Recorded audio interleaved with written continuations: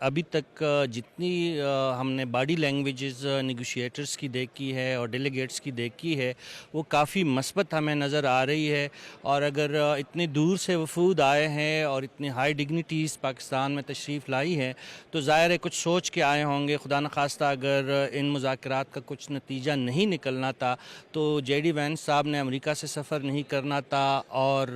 عراقچی صاحب کی team Tehran سے نہ آتی. تو ہمیں اپٹیمسٹک رہنا چاہیے. آپ جانتی ہیں کہ کئی دہائیوں پہ محیط ایران اور امریکہ کا کانفلکٹ ہے، بہت پیچیدہ ہے. 10 نکات سامنے آئے ہیں ایران کی طرف سے، 15 نکات سامنے آئے ہیں امریکہ کی جانب سے. بات چیت کا ایک طویل دور ہوگا. ابھی تک تو ہماری یہ اطلاعات ہے کہ دونوں جو وفود ہے وہ اپنے طور پر الگ الگ مذاکرات اور اپنا ایجنڈا پاکستان کے سامنے اور اپنے مطالبات پاکستان کے سامنے رکھ رہا ہے. پاکستان ایک بہترین میڈییٹر کے طور پر اپنا رول پلے کر رہے ہیں، اور اندر سے آمدہ اطلاعات کے مطابق ابھی تک پاکستان ایز اے میڈییٹر اور فیسیلیٹیٹر بہت زیادہ مطمئن ہے، ہوپ فل ہے. اب ہم نے یہ دیکھنا ہے کہ اللہ کرے کہ آج کے دن کا اختتام جو ہو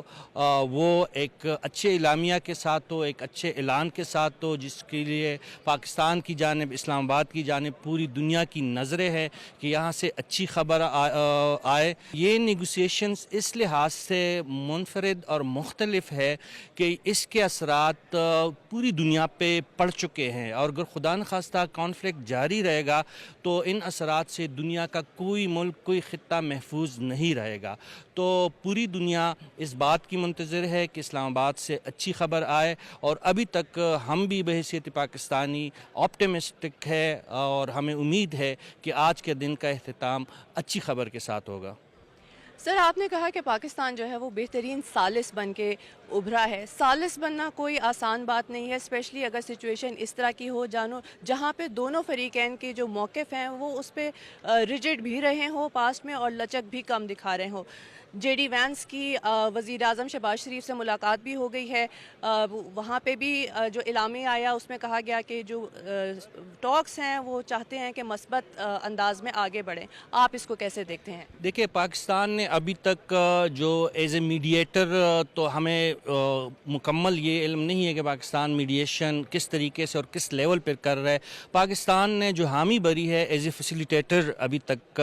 حامی بری ہے، لیکن اس سے بڑھ کے اب پاکستان کا کردار نظر آ رہا ہے. جس طریقے سے ان وفود کے آنے سے پہلے پیچیدگیاں پیدا ہوئی دونوں سائڈ سے، کچھ بیانات ایسے ہوئے، لبنان کی جنگ میں شدت آئی، پھر اسرائیل کی جانب سے جو ایگریشن ہوئی، ان تمام چیزوں کو پاکستان نے اپنے طور پہ اپنے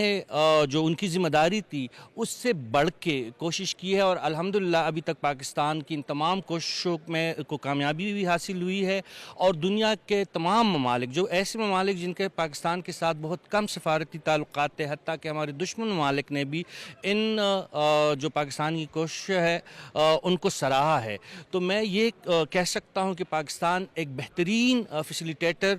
کے طور پر ضرور سامنے آیا ہے، اور اگر پاکستان کی ذمہ داریاں اس سے بڑھ کے ایز اے میڈییٹر آتی ہے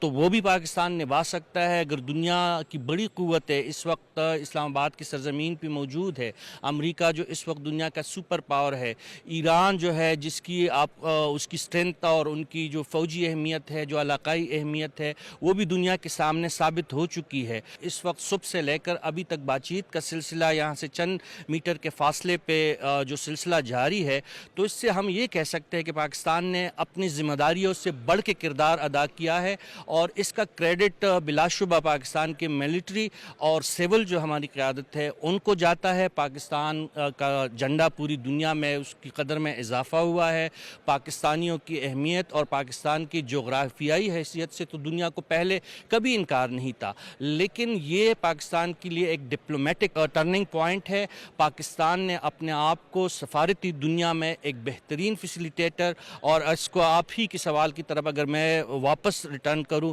تو دنیا پاکستان کو اس وقت صرف فیسیلیٹیٹر کے طور پر نہیں دیکھ رہی ہے، بلکہ میڈییٹر کی طور بھی پاکستان سے بہت زیادہ توقعات وابستہ ہے. تو وہی جو پہلے ہم نے جو بات میں دہرائے دیتا ہوں کہ ہمیں اپٹیمسٹک رہنا چاہیے، پوری امید رہنا چاہیے، اور اگر اس لیول پہ ایگریشن ایک دوسرے کے خلاف ہم نے ایک ہفتہ پہلے جو دیکھی تھی، جس طریقے سے اور جس ڈینسٹی سے ایک دوسرے پہ حملے ہو رہے تھے اور آج امن کی بات ہو رہی ہے، آج مطالبات کی بات ہو رہی ہے، آج مستقبل کی باتیں ہو رہی ہے، تو یہ پاکستان کی کامیابی ہے، یہ ایران کی کامیابی ہے، یہ امریکہ کی کامیابی ہے، اور میں سمجھتا ہوں کہ دنیا کی تمام پرامن قوتوں کی یہ کامیابی ہے۔ تو ہمیں امن کے لیے پرامن رہنا چاہیے، اور امید یہی ہے کہ دنیا پر پرامن ہوگا اور پاکستان کا کردار